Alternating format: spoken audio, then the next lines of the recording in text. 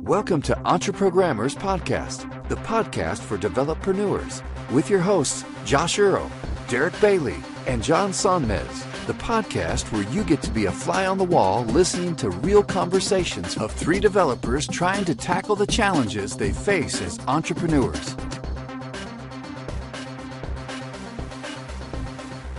The Entreprogrammers podcast is brought to you by signalleap.com.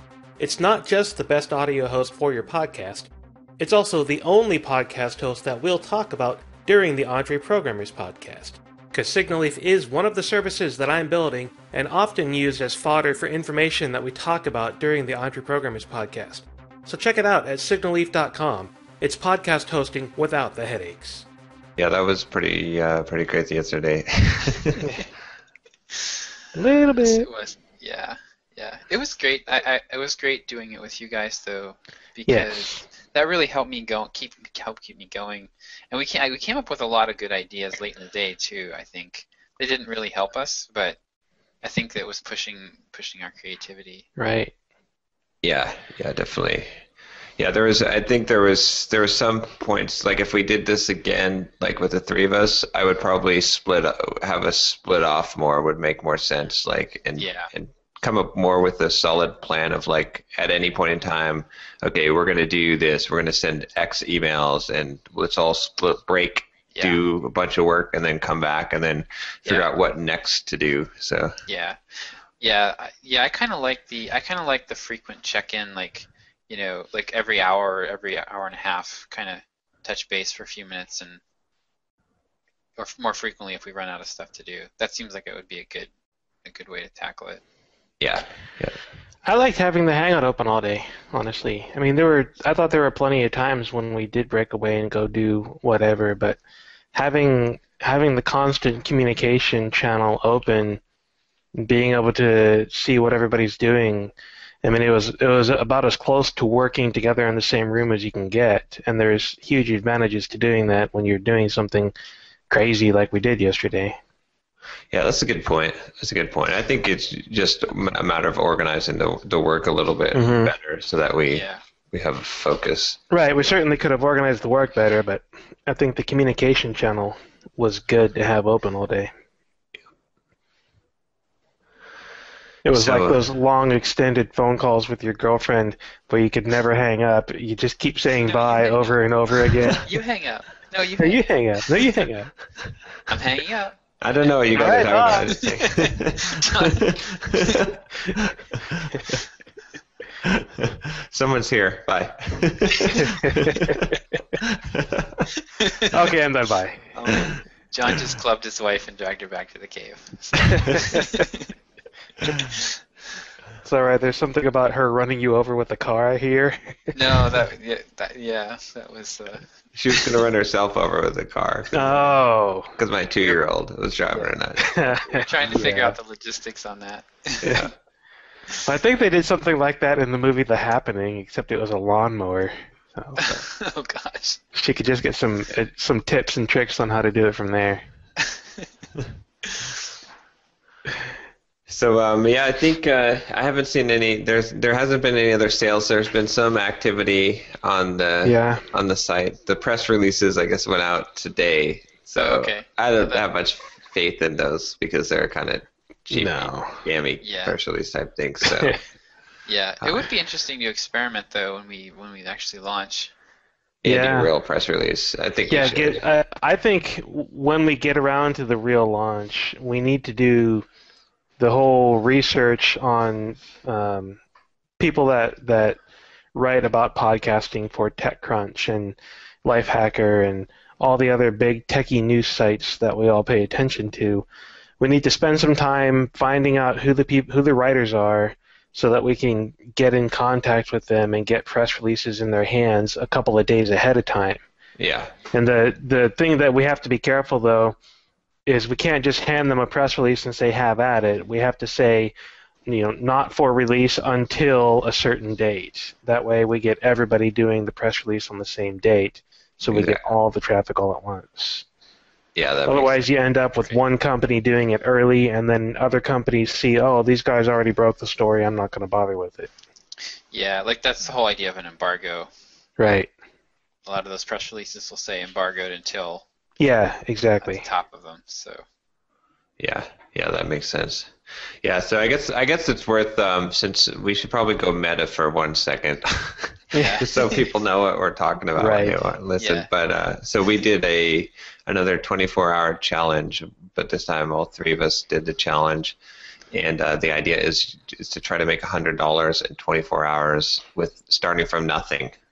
You just like come up with the idea. So we all got up at 2 a.m. We basically brainstormed ideas, came up with an idea, which was to make a podcast recording software that works inside the browser and records locally called Podcast Recorder. We bought a domain at podcastrecorder.io, and we tried to market this thing and sell it. And Derick started building it. Yep, I got a working prototype to record audio from a microphone through a browser, and then upload it to our service, which then stored it on Amazon S3. And then last night, I was too dang tired to get this integrated, but I got sample code to do a live chat so that people could actually see and hear each other live. And I found a handful of different examples of how to do it, a couple of which will work quite nicely to hand me the stream of audio so that I can record it and play and store it on the server when the recording is done. So there's a lot of things that we could potentially do with this. It's more a question of finding time to actually get a working product finished and out there, because we got a lot of really good feedback and some really big name people that were very interested in this. Yep, exactly. Derick, I think I'm getting old because when you said live chat, both now and before, I keep thinking of like text chat from like AOL chat rooms. Yeah. That was the first thing that Yes. came to mind. Not video chat. I was very surprised when you sent a link and it turned out to be a video chat. I was like, oh, okay. Just not our IRC. Yeah. Yep. So, there is one thing with the. I did find that with the lead pages, I can't really just switch the thing over to an email sign up Oh, with okay. that Oh, template great. because it didn't have a thing. So I don't know. We might have to Okay. make another page or, which actually brings me to. I'm going to paste a link in here for something that I put together for the thing that Glenn Assop is going to be promoting for me, because he wanted me to just have a squeeze page. So let me see. Where's the comments? I never know. I don't know how. Google, I wonder where that term comes from. I have no idea what that means. it like It's squeezes basically like you. a long form sales page that ends with like give me your email address and I'll give you a free product or like a free book or more information about my other product that you can buy from me. Okay. Yeah, it's pretty much a lead generation page. Yeah. So the strategy is he's going to advertise, like pay for like Facebook or Google ads and social media ads, and then send them Nice. to this page. And this is what I came up with to kind of get signups for the nice. for the course. So I should get a lot of email addresses with Yeah. people directly signing up for this course. Yeah, and those will be hot leads. Definitely find a way to segment these in your list. Right. I couldn't, unfortunately, with the. With the hidden fields, like have them in a group. Oh, I guess I could put them in a group, Yeah, and then I definitely. tried. The only problem is it was making the group name show up on the page. Like, No, you just set it to a hidden field. well, it's the integration that they had with lead pages. So maybe I'll just make the group name be some kind of extra text that's an ad for. Oh, this is a lead pages again? Yeah, yeah. You got to stop using them. I know, but what am I supposed to do? I can't. I mean, I can't put together a page like this quickly myself. Why not? It's just Bootstrap and CSS. Yeah, well, I guess we depends on your definition of quickly, right? Yeah. Yours is probably 15 minutes. Yeah, I mean, Even an hour. Like I know that if I got good at Bootstrap, like using Bootstrap to build this kind of stuff, then I could. Yeah. But I mean, just trying to come up with a gradient button like that would have. gradient buttons are awful. Well, the button that they have, right? That button on that page is. Yeah, gradient buttons are awful. Oh well. Well, yeah, I mean, like when I did the button on my sales page, currently my Sublime sales page, and that I found this button generator on it, and I built it, and it took like half an hour to an hour. Like it was a pain. It was not. I mean, it's just fiddly, you know. Like if I'd rather use a WordPress theme, and I can totally do this stuff, but I would rather not mess with it. And I don't know. I guess I use Bootstrap enough that I see this page and I know exactly how this page would be laid out in Bootstrap, and I could do it in an hour.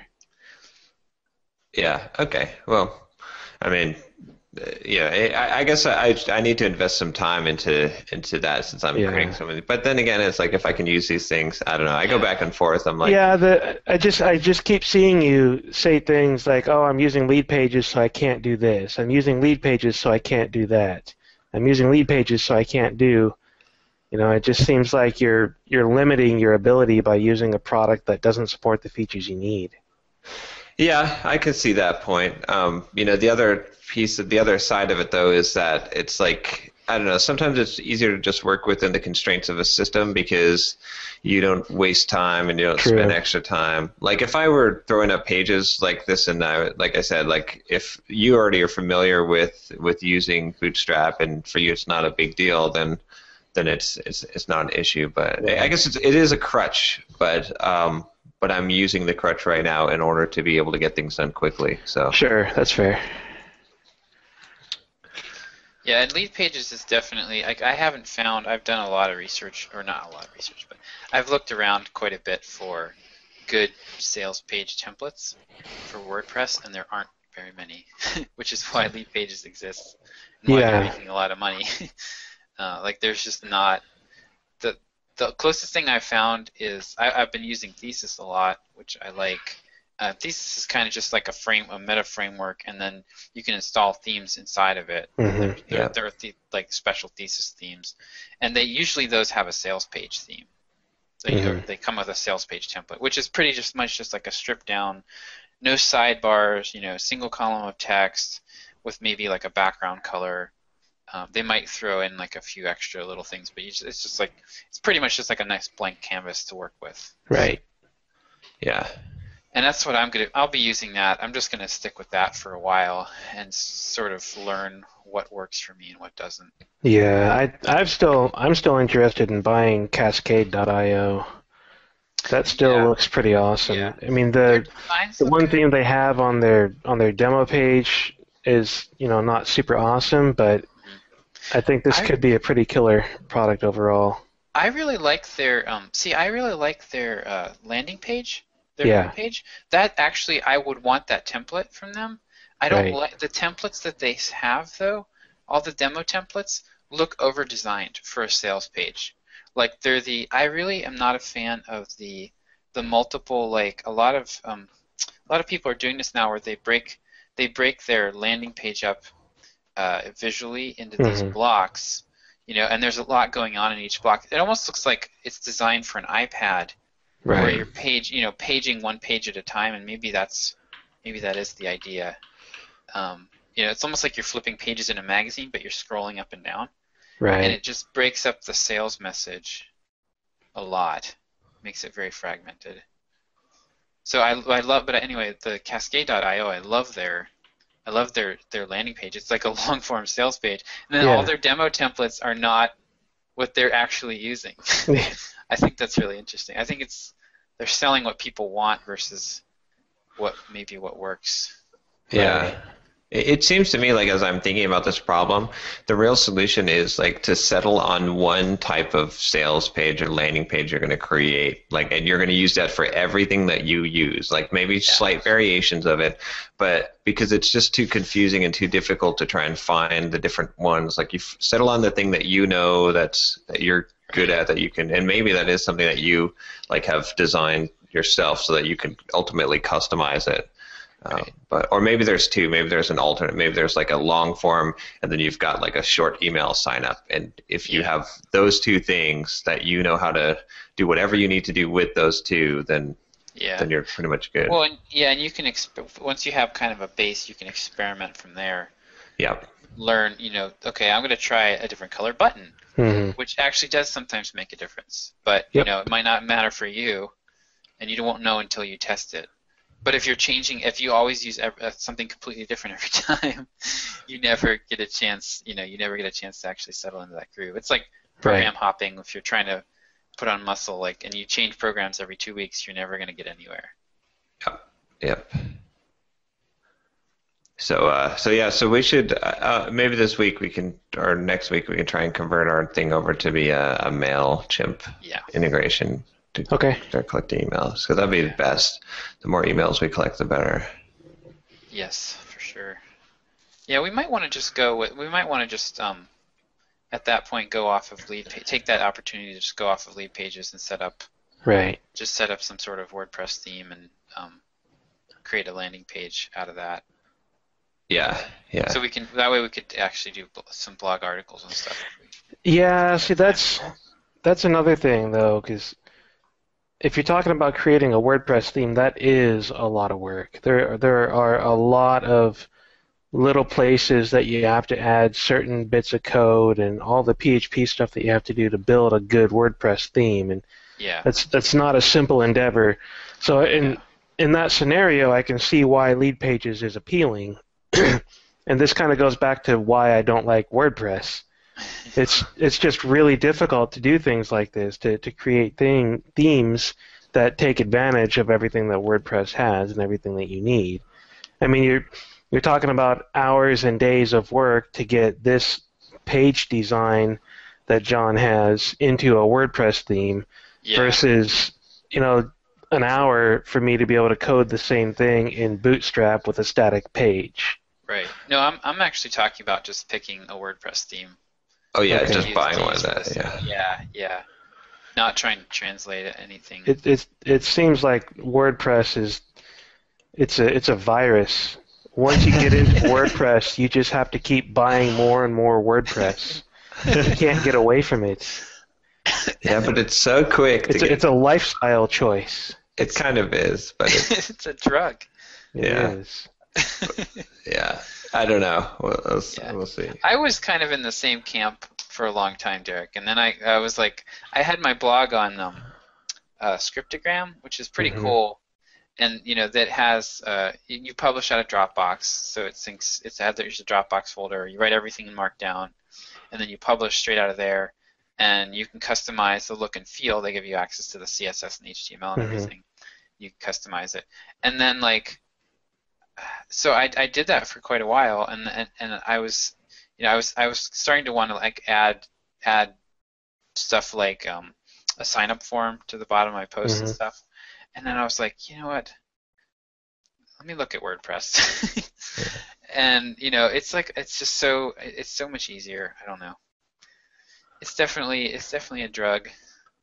And I agree with all of your critiques of it, but I have so many sites right now that I could never have built the Desk Hack site.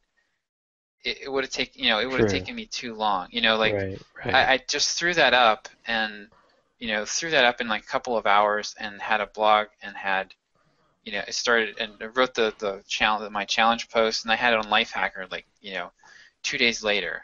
And I couldn't have done that if I'd wanted to build it for myself. And I have a freelancer that I gave her access to. And she puts all the posts in WordPress for me and everything. Like all I do is go in and she can't always remember how to do the affiliate links, so I just go in and do that. And that's basically my only involvement, and I write a paycheck to her. So it's it's like SharePoint, I guess. There's a reason people use it. It's you can't fight because everyone. That's the thing. It's like when you hire someone, if you are hiring someone to do WordPress work for you, you can pay a lot less because there's a lot more people, and you're sure that they're going to be able to do it. Which if you have something custom, and it's not like if there was another competitor, but it's either custom or WordPress because there is nothing else that has the size. So there's Umbraco. There's dozens of other things out there, but none of them are as well known as WordPress. I mean, there's Joomla and Drupal and Ghost and a lot of different things around, but WordPress is definitely the big name. The behemoth. Yep. Yeah. I would never want to get into WordPress development or trying to build products around WordPress, though. That just there's a lot of money there, but there's a lot of headache too. Yeah. See, I've done a little bit of WordPress development work, like just learning basically how to do it, and I know a handful of people that do it. Yeah. And make pretty good money at doing it, but I don't know. Yeah. I mean, one of these days I'll probably have to give in and set up WordPress for everything I do. Pat Flynn was actually going to do a WordPress plugin as a product, and people were like, "No, don't do it, don't do it." So he backed off. I think he got most of the way through the development of something, and then it was too, like, the plugin conflicts and stuff were just too, like, the support burden looked like it was going to be a nightmare. That is awful. I have a friend in Virginia who he developed his company develops e-commerce solutions for WordPress, and the support is nightmarish because it doesn't matter how well they write their stuff. Right. Some other plugin that some guy out of his garage wrote is going to have global variables and destroy configuration inside of WordPress and cause all kinds of nightmarish problems. It's a mess. It's true. So what else is going on? How did you guys' week decide? I can't even remember anything besides yesterday. Yeah. It's a black void.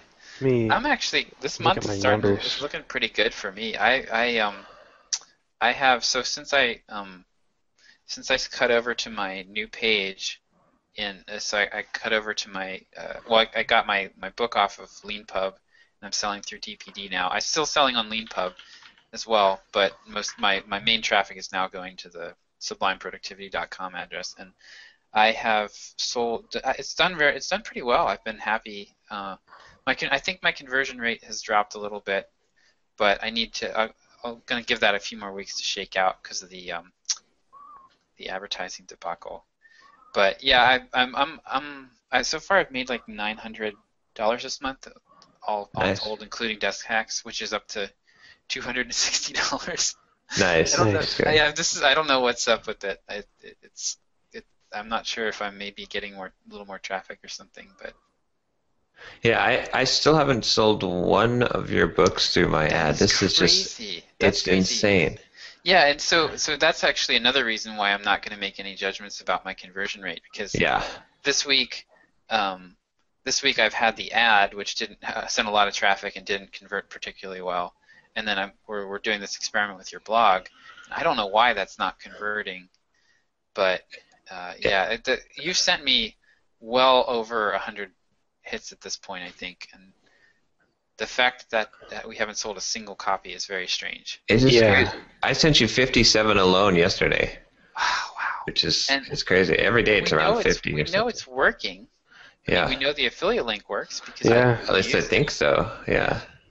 I mean, it worked when I did it, but Did you click on your ad?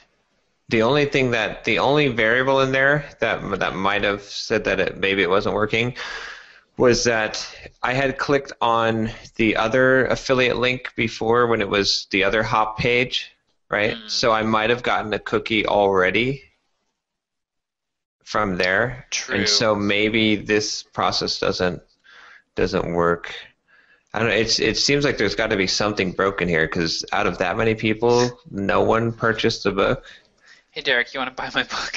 I'm doing it right now. Okay, yeah, I'll refund it if do a refund. We'll see here. I'll get to see my phone light up. Yeah, I sold 2 overnight. It's definitely been. I'm hoping actually, John, that there is something wrong here. All right, done. Because I'm actually seeing I've seen a nice volume of sales this week, and after the ad traffic died down, I can't imagine I'm getting much in terms of long tail sales off of the ad. So Oh, John yeah. said, I just got an email. Yep, I just got dang it! a commission. So no one is buying it from my page. Wow. Yeah, that's terrible because I've never clicked any affiliate links or anything else before, Yeah. so All right, that sucks. I'll refund this here. So, no, I do it through PayPal. You use PayPal? Yeah, refund it through PayPal and DPD Yeah. will pick up the refund. Does it count the refund in your stats? Like No, it removes takes it that out from of your stats. sales? Yeah. Okay. That's cool. So on my end, for numbers, I sold $207 worth of screencast in the last week, which is not bad. It certainly could be better, but I'm okay with that. Better news, I sold 19 books, which is good because Oh, sweet. Nice. that 19 books comes out to around $320 worth Nice. of, and maybe actually a little more than that because some of them are. If I assume I get on the low end of income, it's around $320, but it may be as high as 450. Nice. So, do you think you're getting long tail sales off of the ad, or I don't know. One of the things that I actually wanted to say in my blog post about the ad is that I cannot see where my traffic is coming from. Yeah, I screwed up. I had I assumed really knew. that they were going to put the standard MailChimp style UTM source and all that stuff because MailChimp does that for me, but apparently they are using a custom email system, newsletter system or whatever, and I sent them the raw link instead of sending them a link that had the traffic source and campaign and all that. So I don't actually know how many people came from that newsletter. All I know is I had hardly any hits this week, but I still sold a decent amount. I'm gonna look at the actual traffic for the week. Yeah, so this is a key thing to learn. I mean, actually, now that remember, Josh, yesterday you're like, "Oh, I'm selling books. This is crazy." Yeah. Right. I'm going to guess that it's not a coincidence that both of you are selling a lot of books, right? I'm going to guess that since you both put those. Well, this ads isn't a out- lot for me. This is about normal. Oh, is it? Okay. Yeah. Okay. Yeah. So I've been selling about 20 a week for the last month or two. And I've been having really uneven. So what I've been seeing lately is that things have been really uneven. Or I will, I'll sell like one day, one the next day, 0 one day, and then like 8, which is what happened. Yeah. Yesterday I sold like 8 books, and some of them were coming like 6. I think I sold 6 through DPD, and then 2 through LeanPub. And LeanPub, I mean, I actually raised my prices this week on LeanPub from $19.99 and $22.99 to $22.25, just because I felt like it. Because I'm selling through DPD now, and I'm making more per sale. And I was selling, it didn't really see a huge drop off in sales at $22 even. So I figured I just wanted to sell it for the same price everywhere. Right. So I have a minimum now at LeanPub that's the same as my sale price at DPD. And I think I actually sold more books this week. Yeah. Yeah, So, there's psychology in getting over a $20 price point. I mean, there's all kinds of research that we could look at to see, how often do things sell above and below $20, and there's the whole thing about price it just below the $10 interval because people think it's cheaper than if you price it just above. Yeah. There's a really good, I'll have to try to dig this up. There's a really good Gary Halbert article about price versus breakpoints. Right. So, and these were all for his time frame. But it was like, basically, if you're going to sell it for, I think it was like, there were like a couple dollars, there was like $1, $3, $5, I'm just making these numbers up. Right. And then it was like from $5 to $9, there was no difference in response. So you might as well sell it for the high end of that. And then from there, it was like $29. Yeah. So we see these prices a lot, and there's reason for it because, like, once you get over past a certain threshold, it doesn't make any difference in the number of people who buy until you get to a new threshold. Right. Yeah, that's true. But definitely for the advertising, analytics is really important. I think that. Yeah, I screwed that up. I too. should have given them a link with a UTM source and campaign and all that. Yep. And here's the thing that also I'm not good at this yet either, but I need to do this as well. Is every single sale that you make, that I'm making too, you should know where exactly it came from. Like if you can't say where it came from, then there's a problem. I need to get better at Google Analytics. I got to get my sales pages set up so that I can track that more appropriately. One of the things that I've been wondering about that I really want to do an experiment on is DPD checkout versus LeanPub checkout. Because on the occasions where I sit and watch traffic on my Backbone plugins book, I can see people getting to the shopping cart and then abandoning it. And I keep wondering, okay, I've got this nice, beautiful sales page that lists a price for the book or the bundle or whatever, and then people get over to the sales page, the actual shopping cart to check out, and suddenly they have more options and choices for adjusting the price and paying more and doing all this crazy stuff that they were never informed of in the sales page. And I keep wondering if people are abandoning because of that. So you're seeing abandonments from the LeanPub? Yeah, from the shopping cart and LeanPub. I've never looked at my LeanPub shopping cart. I actually didn't realize that was in the analytics for a long time. I should take a look at that. That would be interesting to compare. Once I have like a month's worth of data from DPD, I might compare abandonment rates. Right. Between, try to figure out an abandonment rate for LeanPub versus DPD, because it is pretty high for me in DPD. I think it's more than 50%, which just I don't know. That surprises me. Where do they show that? Because I want to. DPD? Yeah. It's in the dashboard somewhere. Is it? Yep. I don't think I've ever seen that number. Let me see. Get DPD. Because I would like to see that for. That was what got me thinking about this, because I've never really thought about abandonment rate much. Right. I'll say definitely take off that coupon thing if you don't. Yeah. I won't purchase something if there's a coupon thing. I will not do it because I know that especially if it seems at all like it might be scammy. And then there's a coupon thing, then I'm like, no, there's got to be a code out there, and I'll spend an hour searching for the code. John, are you one of those people that will spend hours researching a $3.99 app? Yep. No, I've got a $5 rule. My $5 rule says if it's under $5, I don't give a crap. It doesn't matter. Right. Like I won't clip a coupon that doesn't save me more than $5. I won't do anything that doesn't save me more than $5. And if it's a $5 purchase, I'll automatically make it. But there's still a psychology with the coupon thing because you don't know what that amount is. Right. If the coupon box said, use a coupon code to save up to $4.50, then I wouldn't care. Right.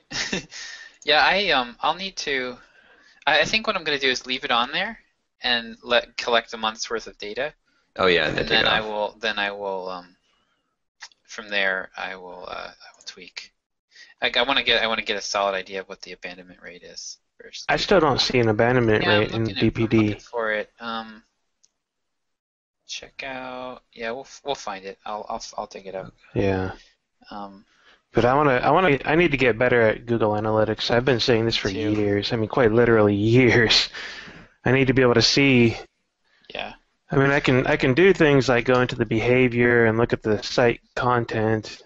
Right. And we can do stuff like setting up the setting. Right. So I think I use. Go ahead. Just tweaking numbers on my own. I see I had 38 unique page views on my purchases.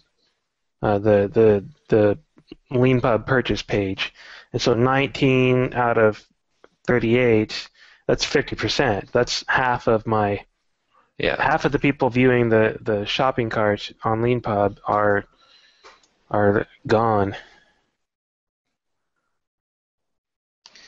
Yeah. Yep. Yeah, and that seems like about in line with what I have been seeing as well. So I suspect that it's probably not enough to really that the percentages of people who bail on the lean pub checkout is a little higher, but maybe not as much as we would think. Yeah. I mean, if you're seeing it's- 50% on DPD and I'm Yeah. seeing 50% on lean pub, then Yeah, it's more. I think there's probably a pretty standard rate, and then like as you scale up, that percentage, that 1 or 2% or whatever it is, starts to make a difference. Like for Amazon, that's Right. that's huge, but for us, it's like, out of 100 people that hit that page, we'll lose 1 sale, or 2 right. sales or something. It's not. Well, yeah. Plus, Amazon's abandonment rate is very low because they store your payment information. Right. So it's so easy to pay. Like the part of the reason why people abandon carts is because they're like, I gotta pull out my credit card. Yeah, which is one reason that I like PayPal payments. Right. That's a good point. It's just so dang Yeah. easy. Yes, I would not use. I like Gumroad. I like the look of it and everything, but I'm not going to use it because they don't take PayPal. Well, I guess it PayPal depends. thing's non-negotiable for me. Yeah, see, I guess it depends. Like in my case, I'm selling something for $75, and then when I launch it, Sure. $300. So pulling out your credit card to make a $75 or a couple $100 It makes purchase. a lot more sense. Yeah, like if I had to pull out my credit card for every $5 payment, I'd be like, no, sorry, not gonna Yeah, definitely not. yeah, it wasn't worth it. So, yeah. But speaking of Amazon, I've got 34 items shipped, but I've only made $14 off of that because it's all ebooks. Do That's ebooks pretty- have an even lower commission rate? Let me look. They have I think they're they're 6.5% average. Okay. You're probably at the 4.5%. Or no, you probably are at the 6.5. I'm at 6.5. Okay. Well, those sales will help. Like if you get your volume up overall. Yeah. The 110 item is the next cutoff, and that bumps you up to 700. Right. So those count toward that, and so they're not a complete. Right. But yeah, race. I gotta answer this. See if I can find that cart or the right. rate thing here. Yeah, I hit about $97 so far this month, but I sold 3 On TVs. Amazon. Yeah. Okay. Yeah, I think that's gonna be a good steady stream for you now, though. Those TVs. Yeah, I mean, I'll probably have to come up with some other. Like, I need to do some more reviews on stuff on bigger ticket items too.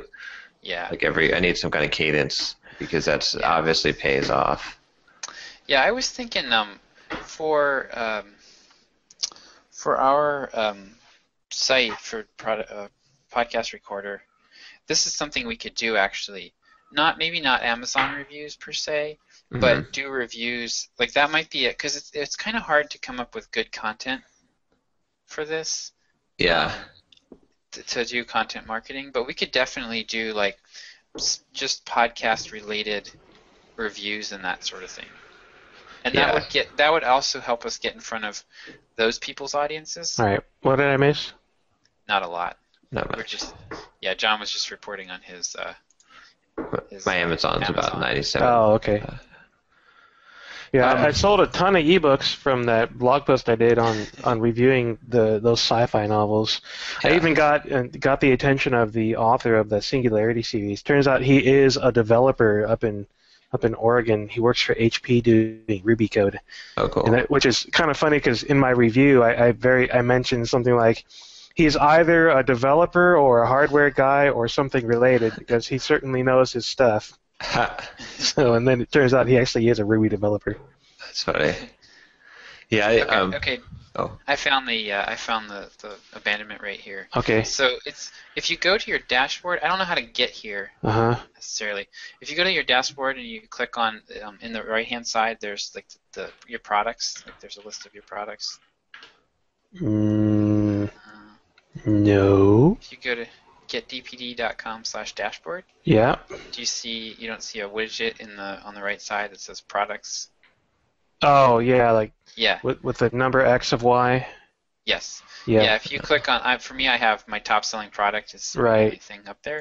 If I click on that, it takes me to a product page, Yep. product detail page, with began checkout, purchases, checkout completions, lifetime revenue. And currently my checkout completions is at 64.29%. So that would be worth. So it's at the individual product level. Yes. Yeah. Okay. So that would be. I mean, that going from 50% to 64% probably would be worth. Yeah. Some effort, if it's really that much of a difference. Right. Okay. Yeah. Because for my all-time selling screencast, it's my JavaScript objects and prototypes. I have an 87.8% checkout. Okay, well that's really good. I think it is. I don't know what a good rate is, but it probably depends on the traffic stream too, like on the quality of the traffic. Because if you get a lot of people to come to your page, but they're not interested in your stuff, they might click. It's like, oh, how does this look in my cart? All right, okay, that was pretty cool. Would definitely be good would be more buy buttons. Yeah, a buy button that says only click this if you seriously want to buy right now. Yeah. So I'm going to put a buy button after every single sentence. That's awesome. So one thing I learned this week from the advertising experience was that just how easy it is for buyers to mess up. So I thought like, okay, well, so DPD has an option that lets you enable multiple purchases. Yeah. Okay. And I thought, well, maybe somebody wants to buy a couple copies for work, like they want to share it around. Right. And it's actually good for that to be an option. LeanPub, I think, has a way to do like a tiered thing where you could have like a site license. Right. So I thought, okay, well, I'll just leave that enabled. Well, then I got like 3 people accidentally buying 2 copies. Oh yeah. They clicked the buy now button and they clicked the buy now button again, and it incremented their shopping cart. Yep. So after the third one, I was like, wait a second. And it was seriously like about 25% of the people that were buying it were buying 2 copies by accident. So once I got over my initial excitement at the bigger sale and realized I was going to have to refund it, I just disabled that option. So. Yeah, I've been thinking about doing that for Watch Me Code because I have, on a very regular basis, I have people asking me, hey, I want to buy multiple licenses for my team. How do I do that? Yeah. And right now it's okay, PayPal me the money and then just go download them. But it might be more of a hassle than it's worth, or you might be able to figure out a way to do like a different buy button or something. Yeah. Make it so like buy multiple copies. So. Right. I should turn it on for a while and see what happens though. Yeah. I need to figure out why my Twitter ads are not working for my Watch Me Code screencast. I'm selling okay, but I'm not selling nearly as many of those as I am books.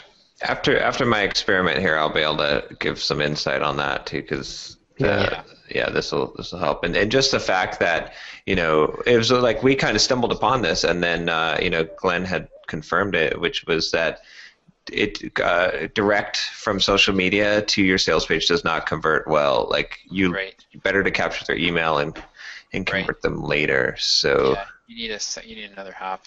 So this morning I've been thinking about something and another idea here. This is like, I'm sure you guys deal with this too, but my wife doesn't think this way, so it's kind of hard for her to identify. But it's like I have more ideas in one day pop into my head than I could ever do in like a year. It's really it's kind of frustrating. But so I really want to kind of get break into the marketing area somehow. If I could pick a business model right now that I love, it is Peter Cooper's business model, which is like running your own email newsletters and just generating revenue off of that. And typically the way that I've thought about doing that in the past is all revolved around blogging. Well, lately we've discovered that the Twitter ads and social media ads actually convert pretty well. So I'm actually thinking of just setting up a weekly marketing newsletter. Mm-hmm. And I'm already doing a ton of reading on this stuff now. I could put it together in 30 minutes or an hour tops because I'm already reading all this stuff. I could just pick out stuff that I like every week and throw up some ads, just spend a little money on it every month and start to actually generate generate that list now, and I could monetize that really easily with. There is so much affiliate stuff. Oh yeah, on the marketing side, yeah. Yeah, that I could generate at least enough to pay for the advertising. Right. So I'm kind of thinking about doing that because it would be pretty low effort for me. It would let me start to kind of build some momentum in that direction, and I don't know. I'm kind of excited about it. So I think it's a good idea, except that if you can only do it in 30 minutes, because you don't want to detract from the things that are making you the most money right now, because but you need to get some things going that will pay off in the future. So that's kind I'm of having a really hard time finding that balance, honestly, because I keep seeing the things that are going to make me money right now are book sales and screencast sales, but the thing that will make me the most money over time is something like Signal Leaf, which seems to be getting put on the back burner constantly because I always have more things that I need to do for the immediate money, and I need to find a better balance between the immediate money and the long-term money, because there's a lot of stuff that I want to do with Signal Leaf that I got to get done.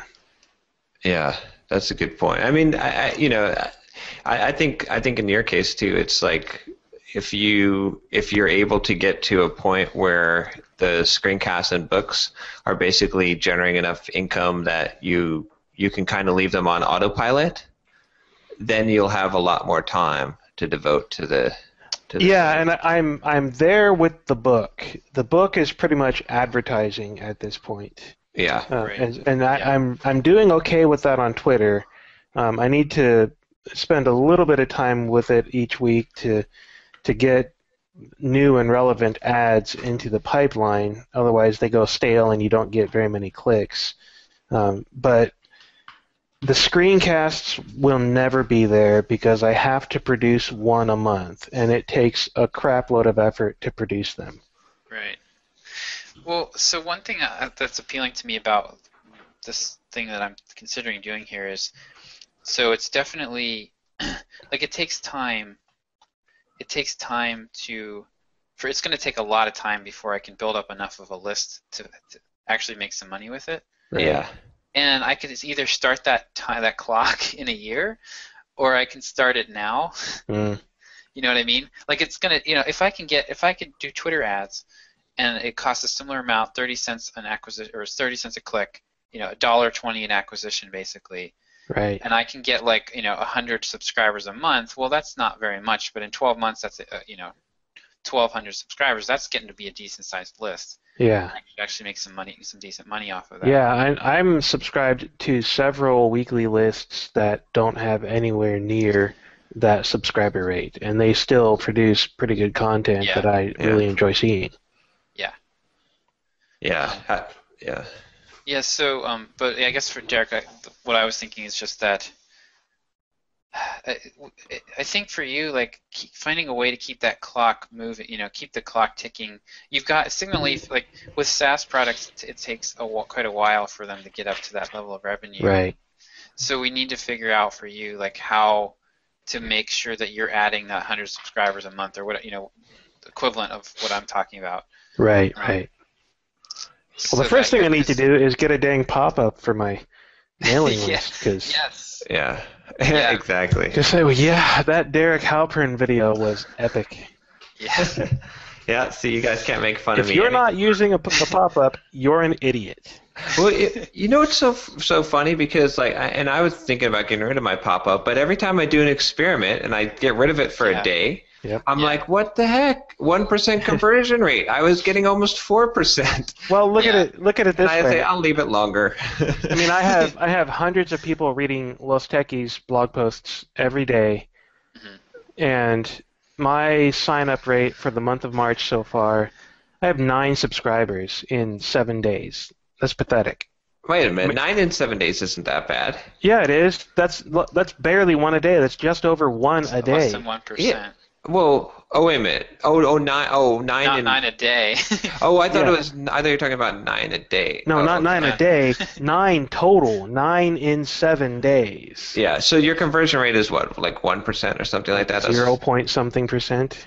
Oh, okay. Well, yeah. I mean, there's two elements to it. One is that you don't have a pop, and two, you're not giving something away.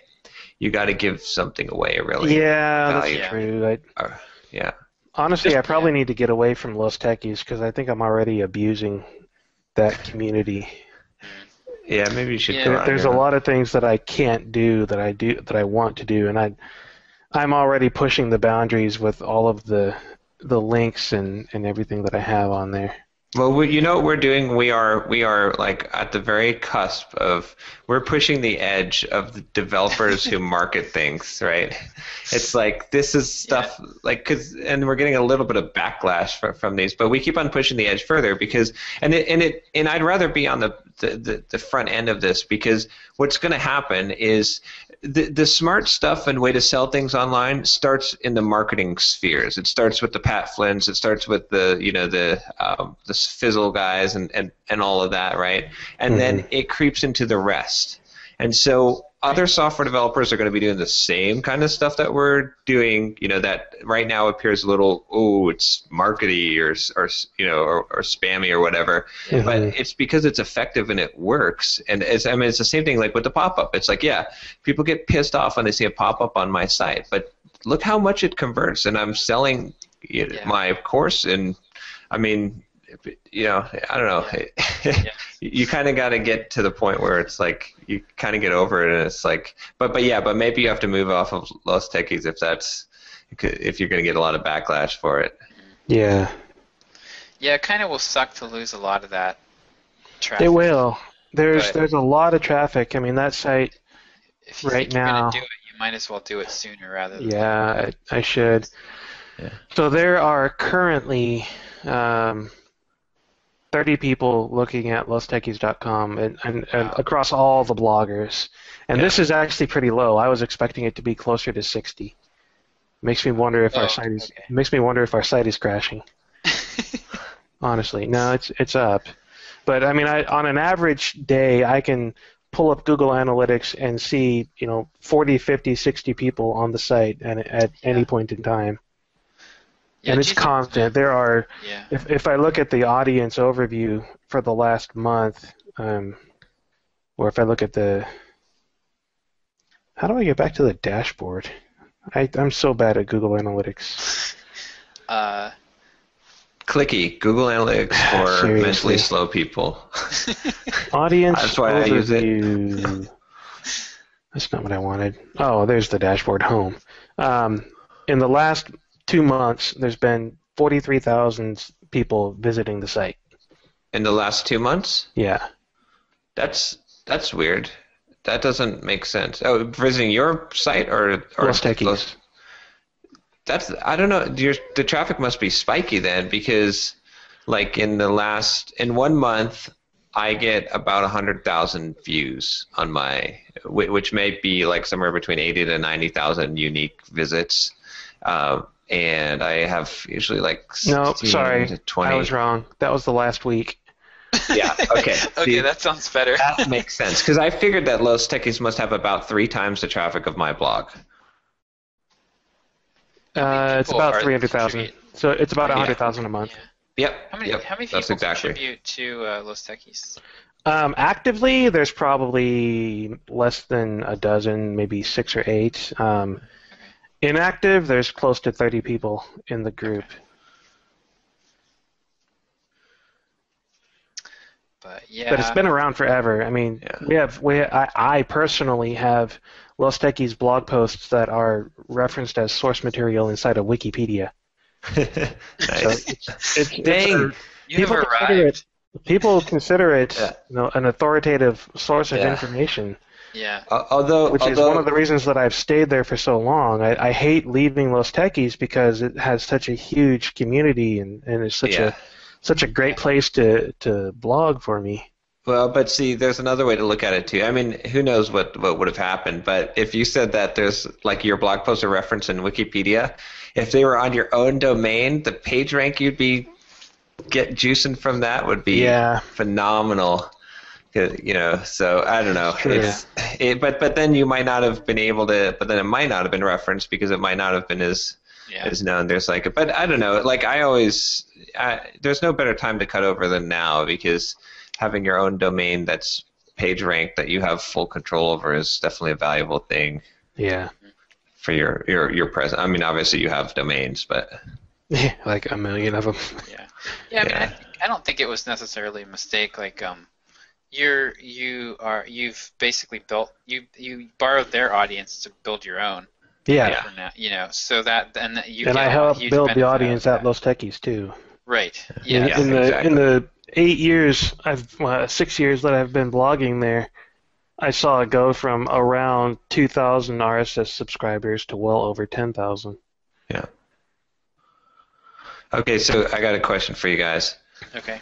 So, I sold like 10 of my course in the last week, which is pretty good. So I'm at like 58 sales, I think, of pre-sales. I think I'm planning on cutting it now.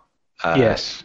So what I want to do is I'm thinking about, and I don't know, I've got a couple of things I'm unsure about. One is, obviously I'll send on my social media, like last call for alcohol. Right. Get it one last time, and then I'll be quiet about that. And then, but I'm not sure. I'm thinking about sending it to my email list today. I haven't sent out my weekly email because of our thing, but I was thinking about saying, okay, here's the deal. Like, I'm launching March 27th. Like, this is the last call to get in on the pre-order for it. But here's my reasoning for not doing it, is I don't necessarily want everyone that might have paid full price on my email list to buy it for the lesser price. I agree. Send it to the 5-star subscribers. Yeah. The people that are the most engaged with your list, give them a break. Let them know that they're special. I mean, just flat out tell them in the email, look, you are the top, whatever, however you want to say it. You are the top engagement, the top follower. You are the most engaged people on my list. So you're going to get the opportunity, one last opportunity to buy this at the discounted price before it goes offline in preparation for launch. So that way you can get the best of both worlds. You can get the pre-sales that are going to help drive, eyes on the thing and give you potential for feedback and testimonials and whatnot, but then you'll be limiting it to a highly engaged audience that will not completely outsell your target audience, oversell your target audience before the actual launch. I think I like that idea a lot. I think you might want to look at how many people that are in your 5-star category. If it's like, half your list. It's half my list. Is it half your list? Which would be a statistical anomaly. I mean, you're talking about a standard bell curve for this kind of stuff. It's actually not for me. Well, here, I'll bring it up right now. I've got 2,966 subscribers, and I have it segmented. 5-star subscribers is okay. So it's not half. It's 871. It's close to a third. So maybe that does. I wonder if your list is relatively new. Like, I wonder if that slants things at all. I wish MailChimp was a little more transparent with how they calculate those stars. Maybe they are, and I just haven't seen it. But it's like recent opens, and I don't know what that means exactly. Yeah, I'm sitting at a third for my list as well, which maybe that's average, maybe that's normal. I don't know. It might be. It might be for this quality of list. Like, we have pretty high quality lists compared to, like, I mean, honestly, I would expect it to be. So I would expect it to. It kind of makes sense from what I know about ratings, because a 3-star rating is basically neutral, right? I mean, that means that these people are not super active, but they're not, bad for your list either. Right. The 4-star is active people, and 5-star is the most active, the most engaged. 2-star and 1-star are awful. You want to get rid of those people because they're bad for your list. They're never going to buy anything. They don't open stuff. They don't engage. They cost you money for nothing. Right. Yeah, I need to do that actually. I have The- a bunch of the people that I imported as part of that giveaway. I got like 1,600 email addresses when I did that giveaway for my book. yeah. And a bunch of those people turned out to be, which is fine. I knew that was going to happen. Hey, I'm going to purge my list. no. Don't get rid of them. Don't get rid of Why? them. Okay, I'll tell you why. They've literally No. never opened my emails. It doesn't matter. Let's do the math here. Let's do the math. Okay. I might be wrong, but let's do the math, right? Okay, so how much do you pay to have your list be? Let's just take the difference between 2,500 and a 5,000 person list, right? Well, for me, this is or no, about, three- I'm talking about 800 names. So that's about, I think each 200 person jump is about $5 on MailChimp. So Actually, I was wrong about the stars. 2 stars, no activity. 1 star is a negative rating. Okay, so 800 people, right? And it's $5 for Right. what? For how many? For every how I many think it's people? 500 for every 200. I could be wrong. It might be for every 500.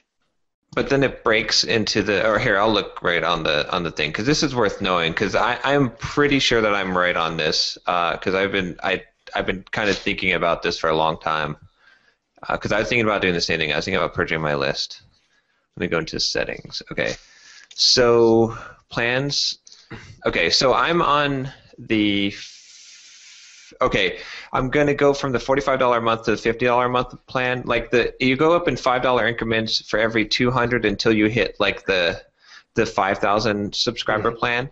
But let's do this because let's say you have 5,000 subscribers, right? Right. At $50 a month. So divided I'm by. actually over 5,000 if you across my list. So. Okay, so you're at, but that's when you go up to the next level, it'll be a similar type of deal, right? Okay. But I mean, just to get an average, if you said that you have 5,000 subscribers, right, and it's $50 a month, then it's $50 divided by 5,000.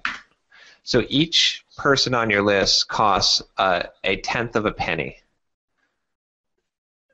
that you're paying for. Per month.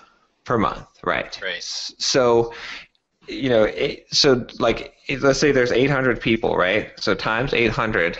So for those 800 people, you're paying. Oh, did I do that right? $5,000? Wait. You're paying $8 a month. Yeah. Yeah. Okay, that's right. Okay, so $8 a month times, let's say 12 months in the year, so $96 a year. I might be wrong here. And then, what's the odds that one of those people will make a sale? Just give me a ballpark. Well, for me,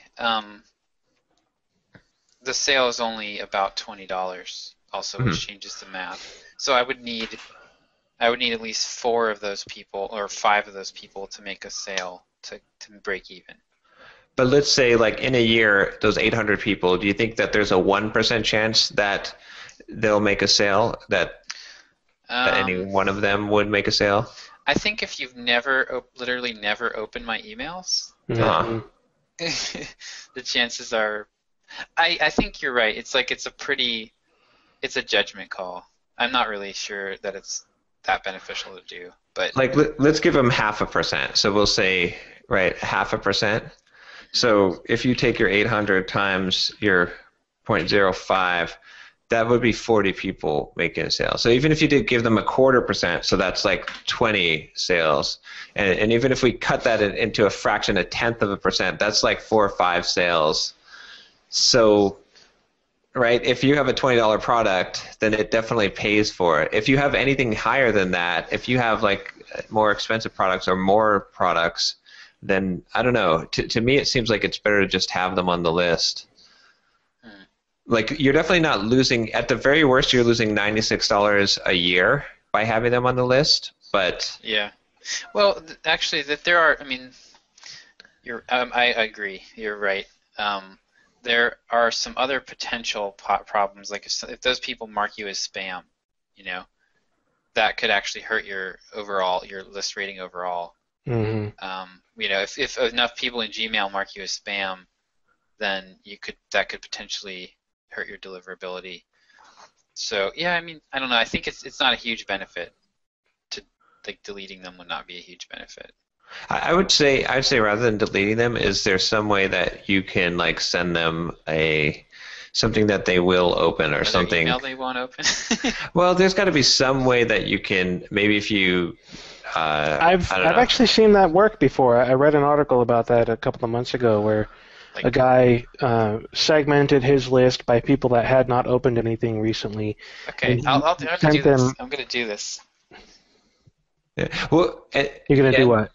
I'm going to do what you're suggesting, because I've heard something similar. You segment into people that haven't opened anything recently, and you send them an email like, "Hey, what's going on? I see you haven't been active and been engaged. You know, if you're not, if this content isn't interesting to you, please unsubscribe.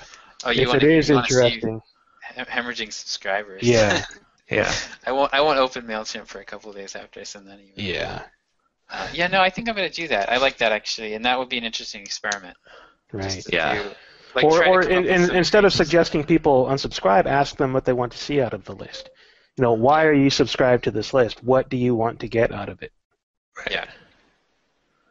Yeah. Yeah, I'll do it. I think I will too. Just curious what the results will be. I don't know. It's worth doing. Hey, speaking of results, what's our traffic and everything look like for our challenge blog posts? Oh, gosh. We've got 53 page views today. So I think we hit 170 or so yesterday. So really, we haven't gotten a lot of traffic. Oh, you mean the challenge blog posts total? Yeah. Oh, I thought you meant yesterday our podcast. No, the series of posts. Okay, let me see. It's not all that high. And probably some of it's just based on being on the front page of your blog. Yeah. So, gosh, I'm not even seeing it ranking. Okay, 24. Like we've got 26 page views today. Let me do like in the last 7 days. We'll look at content. See, this is why Clicky is nice, because I can actually answer your question. So. In the last 7 days, the first of the challenge posts got 1,126 views. Mm-hmm. The second one got 284. Ouch. The third one got 245. Mm. So people are not interested. We didn't promote we promoted the first one heavily. Right. The second one much. I tweeted it. That's about. I actually got like a lot of clicks on that, though. I got like actually a decent percentage of that came straight from that one tweet, because I got like 30 some clicks on that tweet. I need to start using Buffer so I can get those stats. Yeah, that's really, really nice, because you can experiment. I've been using it to experiment with just headline writing. Yeah. Sometimes I'll just retweet something, or I'll just tweet an article just for the practice of writing a headline, and just try to come up with. I don't use the one on the article. I come up with my own. And I got 37 clicks on that link. So that's a measurable percentage of our total. Nice. Yeah, it's interesting. I don't know exactly what to do. I mean, breaking things into 3 parts, I was a little hesitant to do anyway. I feel like we would have done better if we made it just one big epic 15,000 word blog post that was. You know, because then it's like I think more people were likely to share it at that point. I don't know if someone will read it all the way through, but I mean, maybe they would. But kept all of our stories together, like.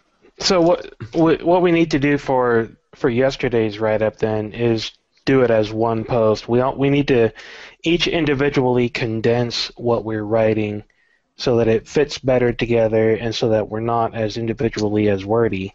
Yeah. Keep the content down less than 10,000 words. I think we should, since we did it as a team. I'd like to come up with a way to have one post with all 3 of our. I'm trying to say, not break it out by point of view. Right, that's what I'm trying to say. Yeah. Yeah. So combine everything into one post. We break it up. We organize the post, figure out how we want to structure it. We all write our own chunk, and then we kind of integrate them. Right. Yeah. So it's not like, this is now Derick's story. It's more like, these are the lessons we learned, and it's 20 bullet points or whatever. more volume because we're all contributing to it. I agree. Yeah, maybe we can even put it on the podcast IO page or recorder. I don't know. Yeah, it might be an interesting blog post to start getting traffic there. Oh, but here's something actually though that I was thinking about the. So I was thinking about our strategy and I think that the key strategy for getting this software off the ground needs to be us devoting as much energy into convincing the big players in the market that this is a great thing that they need to promote and getting them on as affiliates to sell the hell out of this thing, because I think that's going to be a shoo-in once we actually have something they can use. Yeah, exactly. We get something that we can use. Right. We schmooze them as much as possible and just hold their hand through it and say, look, we want to, let's set up a meeting. I want to personally show you the software. Right. It might you know what? Webinars. Sorry, I keep interrupting, but when we set up those meetings, we're going to send them a link to our software. We're going to do the meeting through our service. Exactly. And just show them, here it is. Look, you're using our service. We're having this conversation. Yeah. Especially if we got the Google Hangout replacement component working. Yeah. Because when I look at when you look at our traffic yesterday, right? We only had about 140 or 100, somewhere less than 200 views on our sales page, right? Mm-hmm. So that's not a lot of audience that we reached. That is minuscule. 2,000 people. That's pretty good for one day. I when I had that ad in that magazine newsletter, I had 180 people. Yeah. Well, but consider this. 2,000 to 3,000 people visit my blog each day. But you have a crap load of SEO and searchability and audience buildup. I'm not disagreeing about that. I'm just saying that the thing is, our efforts to promote it to an audience, as a mass market, are minuscule. If we can't even come close to what I make, when I promote views I get on a blog, my own blog in a day, then. And our chances, our distribution network is, we need distributors. We got to go find I get on Desk Hacks a day. Right. Which yeah. is a site that's 6 months old that has 20 or 30 articles on it.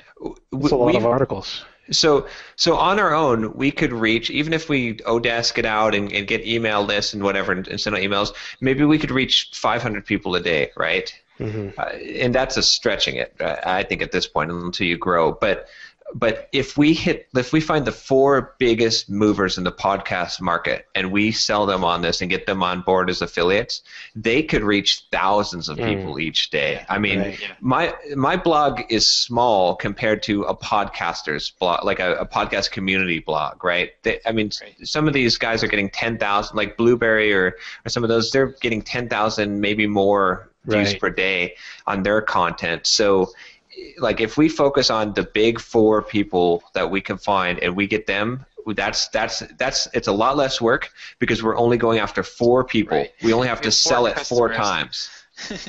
What's that? Yeah, we have 4 customers. Yeah, that's it. We have 4 customers and they have their customers, and that's how. And then once you have that, then people might start coming directly to you. It's a lot easier to reach out. Plus, you have a name, a credibility. But I'd rather sell just 4 people than trying to sell hundreds of people that we need to make the service viable. Trying to reach out them, because if we have to try to add 1 customer at a time to our service individually, when it takes us 100 sales calls to make 1 sale, right? That kind of sucks. Yeah, exactly. Yeah, Derick, this is probably a really good investment for you with Signal Leaf too.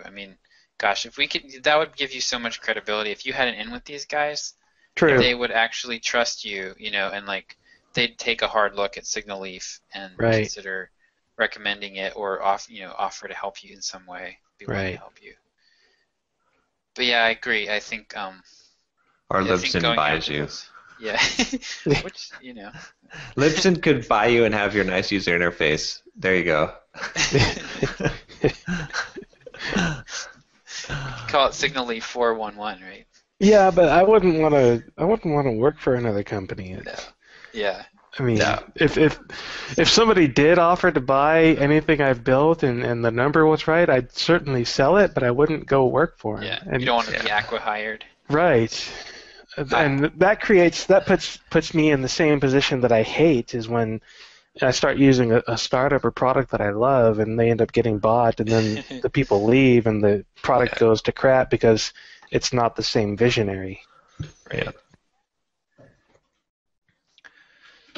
But yeah, But that's neither here nor there. It's never going to happen. yeah, if we can, I mean, I think I like the schedule that we came up with as far as kind of hitting this hard, starting toward the end of March, all hands on deck kind of thing, and getting it up off the ground. All right, pick one of those logo concepts. Local What? concepts? I did a $5 for our this podcast. Okay. For logo. All There's right. 3 concepts. We'll choose it live on the air here. Yeah. Yeah, we'll do the thing that I hate and do something visual in an audio podcast. You Well, can put it in the show notes.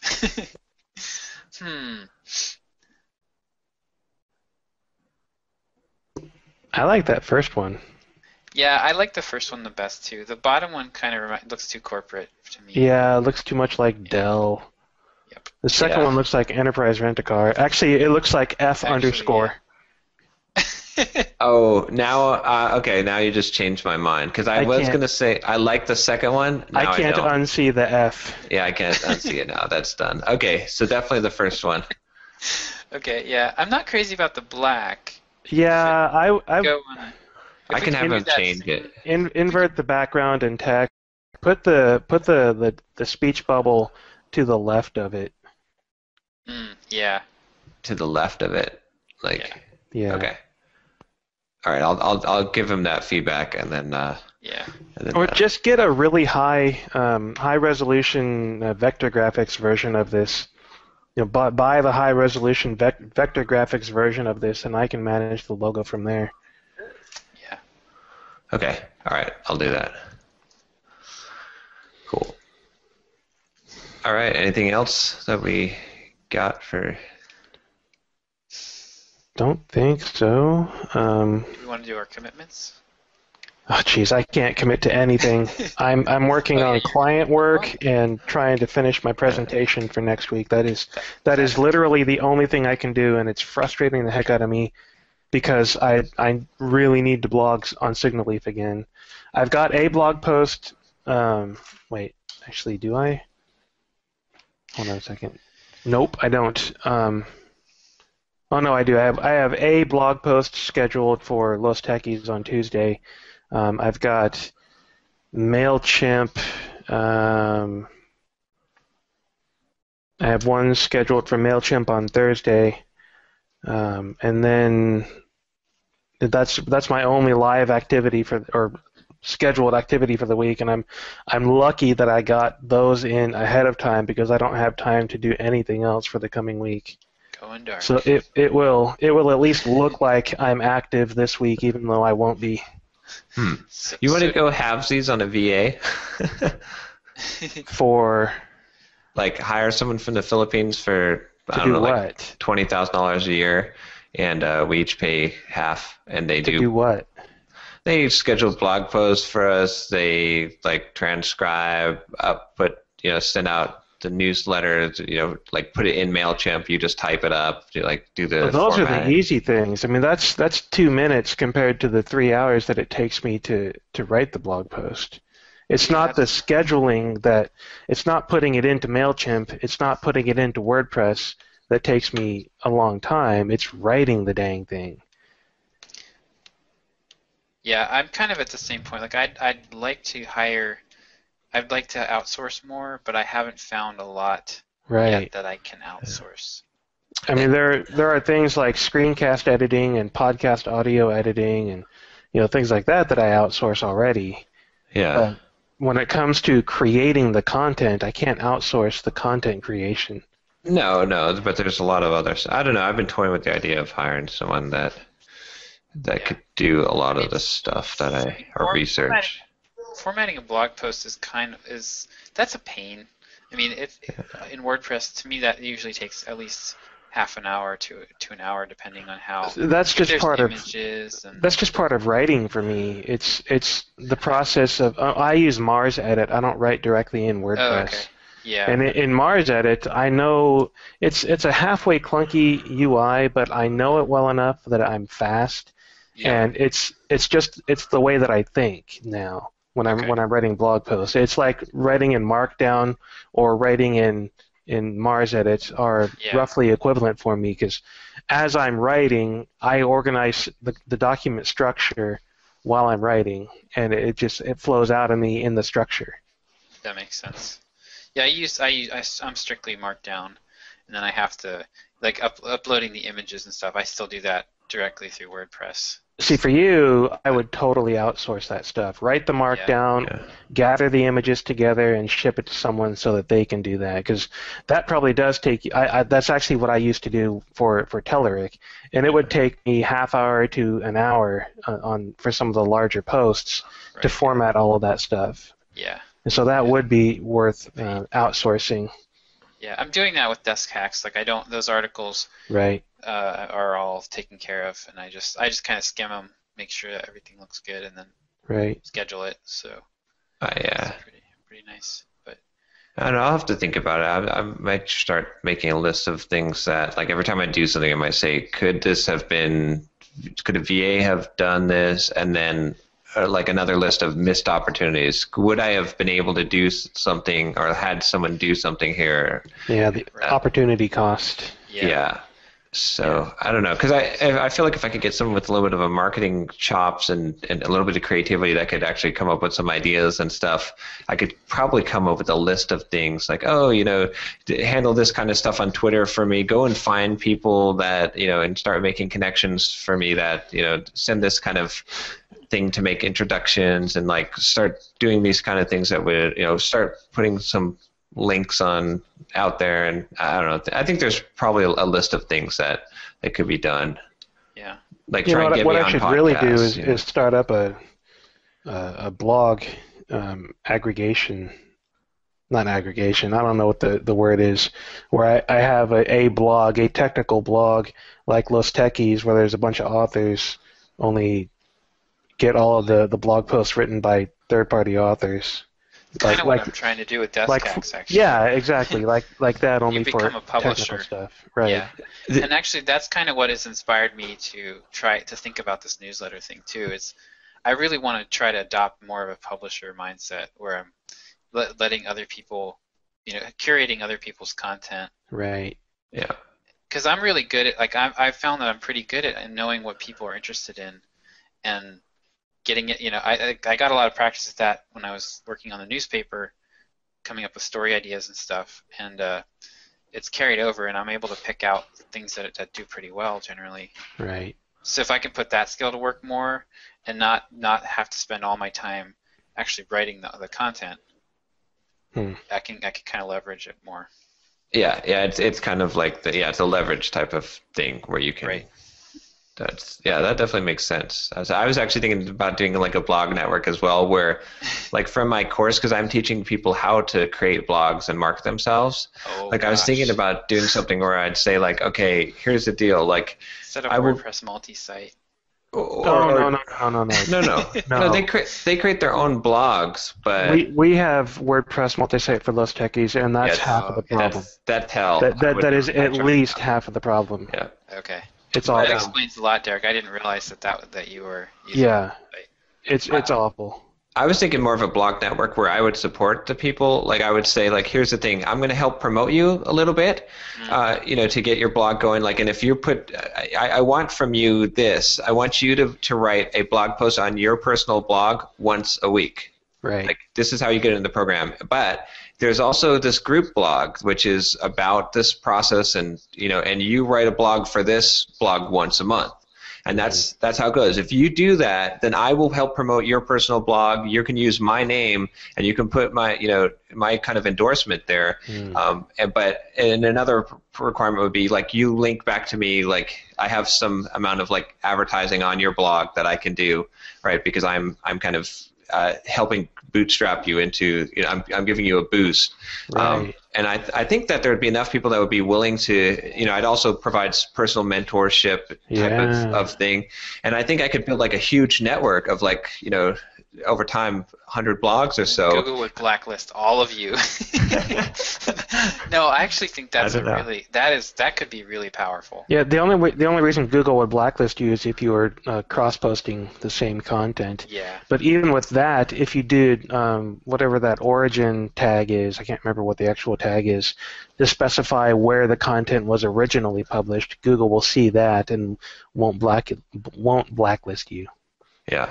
You won't get search engine traffic for it, but it won't blacklist you either. But yeah, that could be amazing. Mm-hmm. Yeah, I've been toying with it, and I mean, you have a high dropout percentage, right? Because it'd be like, right. Oh yeah, of course. Well, it's like a gym membership model. You'd still have those blogs out there. I mean, like they'd be out there advertising your stuff.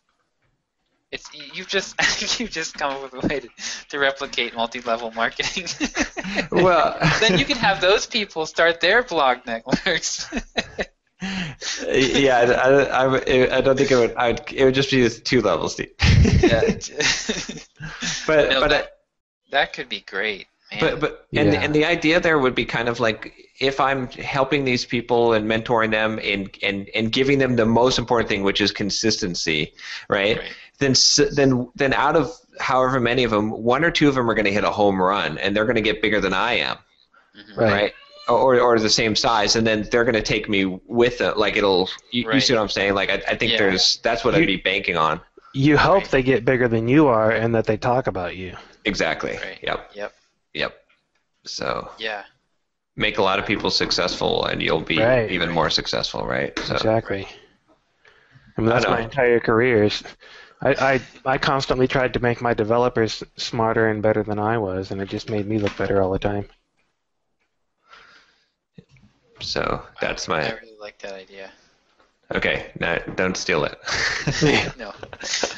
I have far too many. I don't think I have the clout to do that right now. You don't even need the clout. You need time, and that is what I do not have. Yeah, see, I don't have time either. Sometimes I wish I would just focus on one thing. Yeah. Well, this is the curse. I mean, like, if you are wired this way, you can't. That's kind of what I was saying earlier. Like, it goes with the territory and learning to manage the distraction that you're gonna constantly be distracting yourself, and that's like your biggest impediment to success, really. Right. Because any one of these ideas that we talked about today could be probably be $1 million business if we can execute. It's just more likely. Any one of these businesses could potentially be a small business that would get us down the path of experience, so that it's like John constantly says, you don't walk up to bat and hit a home run the first time every time. Right. You swing the bat 1,000 times in order to hit a home run a couple of times. Right. In time, it'll get there. Yeah. I mean, look, I guess just like when I measure, just since we started this group, how much each of us have, like, our businesses have grown, and just the things that we're doing, like, and even before the group, if you just look at each one of our histories and you just go back like 1 or 2 years and you see exponential growth, I think that's pretty encouraging. Like, you just have to imagine, keep at it, where you're going to be in 2 years from now is going to be insane. 18 months ago, I had no passive income, no continuous revenue other than consulting hours. Right. Yeah. Which is not passive income. That's trading dollars for hours. Yeah. It was extra income above my salary income. But I need to look at my actual business growth over the last couple of years, which is going to be skewed because taking that year off and working at Derick plummeted my income. But I mean, honestly though, I earned 25 grand from my book and screencasts during that year that I was working at Derick. Yeah. If I can't earn more than that this year, I'm in serious trouble. Now that I'm actively working on things again, I need to get past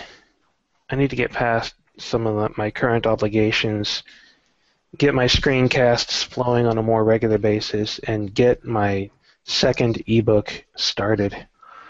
So I've got an experiment for you. Actually, well, I was going to report on something. This just reminded me, and maybe it'd be a good experiment for you too.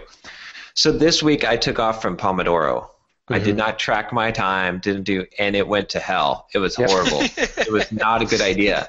I did not accomplish nearly what I normally accomplish, right. And I felt like more like crap because I wasn't hitting my stride. But that might be an interesting experiment. I don't know if you're like both me and Josh are doing Pomodoro technique, but you might try it, Derick, and see how that helps you. I should. I find a week off every once in a while. I agree. It doesn't. The week doesn't go as well. But sometimes I just need that to get my motivation back to do it. But yeah. Other than that, yeah, it's definitely helped me a ton. Yeah. All right. I need to get going. I have a meeting in an hour, and I got to get lunch before then. Okay. Oh yeah, today's Friday. Yeah. I'm on PTO today, so it feels like. Oh yeah.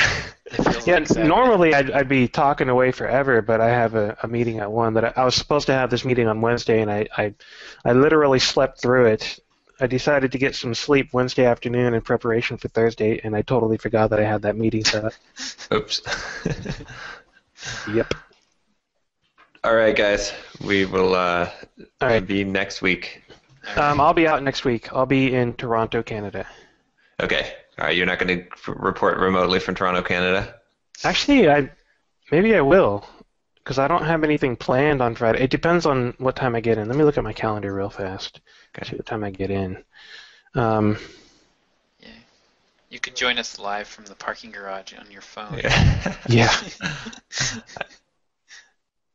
Let's see. I get into Toronto at 1 o'clock in the afternoon, so it would have to be a late meeting, like probably around 2 or 3 in the afternoon, probably 3, so that I can have time to get to my hotel and get checked in and everything.